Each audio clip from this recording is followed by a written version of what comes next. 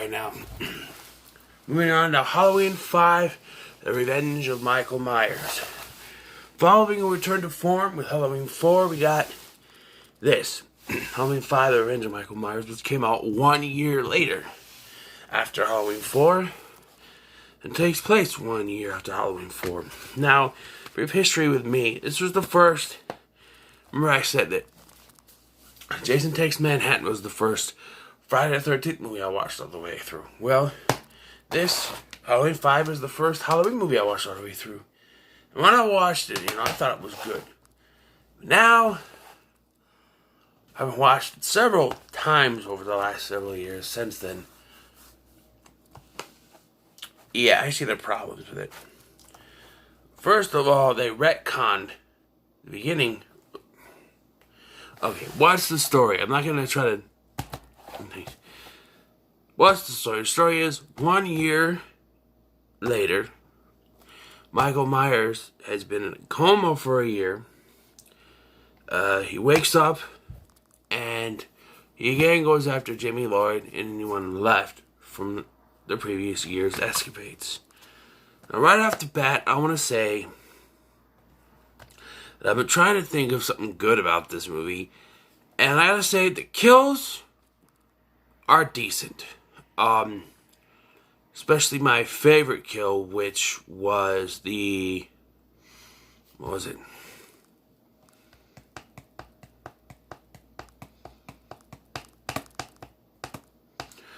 Most would say Tina's kill, but I got a theory about that. I'm gonna say Michael's kill. I don't mean Michael Myers. I mean Mikey, the boyfriend, Michael, where he takes that 3 3 that. And it was, love that.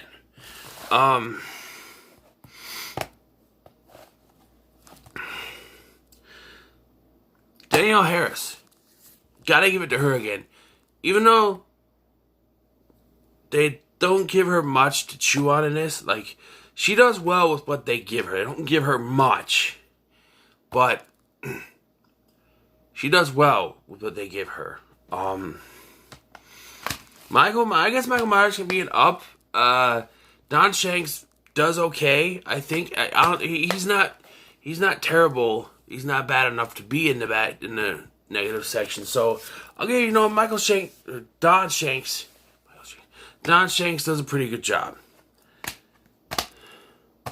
I can't think of anything else good.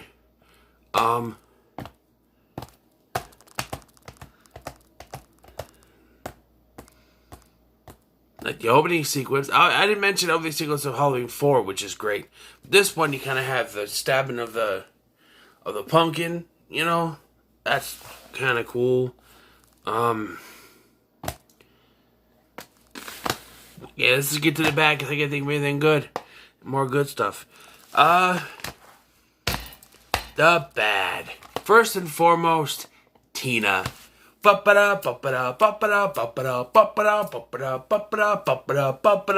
Annoyed? You think? Not only do they have Tina in the movie, that she's annoying as hell. And this is kind of another bad thing with it. They bring Rachel back to kill her within a half hour of the film. And we're left with Tina. Because there's Rachel is at her house. In this one they continue the psychic link. That's another thing. The psychic link, that's okay, I guess. Continue that, and then that connects to Rachel. She thinks that something's going wrong with Rachel. I'll get to more about that. Something's wrong with Rachel, so they go to investigate. Loomis calls her, tells her something's wrong, and she just does this. She's like, she believes Michael's dead, so and she gets killed. Stabbed with the scissors. Dead. And we're stuck with Tina for the rest of the movie. She's annoying as hell. She's obnoxious as hell. And even when they try to save her, she doesn't. Okay. And this is a scene that annoys me because it doesn't make any sense, alright? Michael Myers kills her boyfriend, Mikey, right? He takes his place. He takes Mikey's place. Wearing the mask she got for him and everything. So, in the car, driving, and she starts yelling, and she wants to stop at a gas station for a pack of cigarettes. She's like, get out, I want a pack of cigarettes. Stop, I want a pack of cigarettes. Why is that a problem? Well, she's yelling that she wants a pack of cigarettes, and we haven't seen her smoke for the entire freaking movie. That line makes no sense. She could say, oh, stop, I want to get a soda before the party. Or, stop because I want to pick up some beer. That kind of thing. I'm assuming they're all over 21 now, at least. I don't know. But saying she wants a pack of cigarettes doesn't make any sense when we haven't seen the character smoke throughout the entire movie thus far. We've seen Mikey smoke. We did not see her smoke. So it makes no sense. Yeah, you get the line, cookie woman. Whatever. Tina, big negative in this. Another negative is, and I said that, no, this is kind of cheating, but I said Danielle Harris was a positive, but Jamie Lloyd is a negative. Why? Because it's not the actress, it's the character that's the negative. They make her, instead of continuing where the fourth one left off with her being a killer and connected to Michael as they wanted to do, they said, no, Michael's got to be the only killer. So Jamie is now just mute.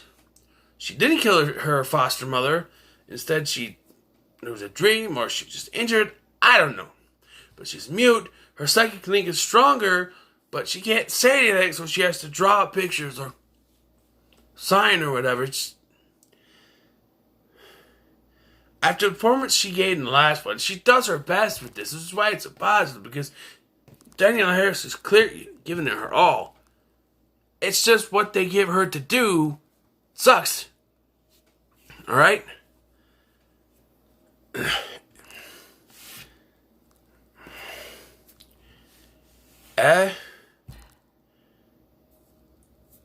And I could have done this with Donald Pleasance too, because Donald Pleasance is clearly giving his all. So put that in the good. If Donald Pleasance is good with, as a performance, Dr. Loomis is not. They totally, it's not Dr. Loomis.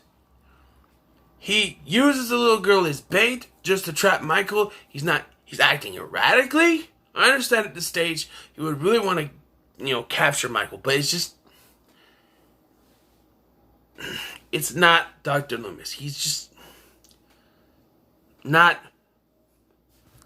Dr. Loomis. I don't know how else I can explain this. He's not acting like Dr. Loomis, the Dr. Loomis that we know and love. He's acting erratically. He's using a little girl as bait. He's luring Michael into his old house, which is not his old house. It's this big freaking mansion now. Makes no sense.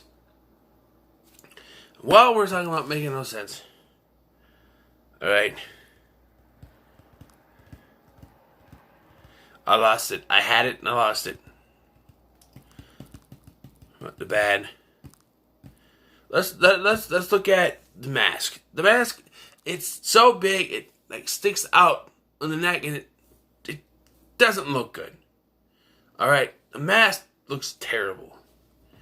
It doesn't, probably not as bad as the last one, but it looks terrible. And you got characters in this one aren't that memorable either, besides Tina, who's annoying as hell.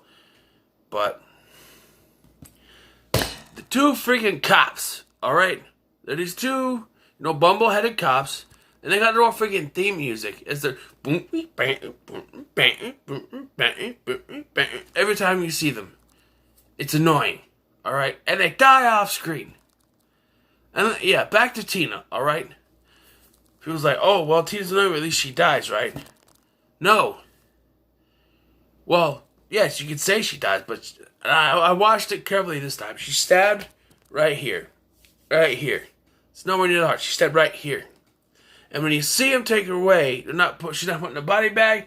She's put on a stretcher, shoved in an ambulance. She's still alive, alright? I've said this on Facebook before. Tina's still alive. Some people have even commented saying, I never thought she died to begin with. See? Tina didn't... The most annoying character in the movie doesn't die. That's the negative, alright? I had another negative, I can't remember it right now. The Man in Black. They have this side plot of this guy who wears a black trench coat, black fedora, don't see his face, he comes to town, he's walking through town throughout the film. In the end, he breaks Michael Myers out of jail. At the ending, which I probably could put my ending in the positive, because I do like the ending, where it's like, she thinks she's safe. They think that Michael's put away, and then, boom! Man in Black shows up, kills everyone in the police station, and rescues Michael, and she's, no! So, like I said, 3, 4, and 5 had that holy shit endings. I like that ending. But the Man in Black thing, over the years, I've gotten to be like, you know, it's kind of stupid, because they put that in the movie, not knowing where they were going to go with it.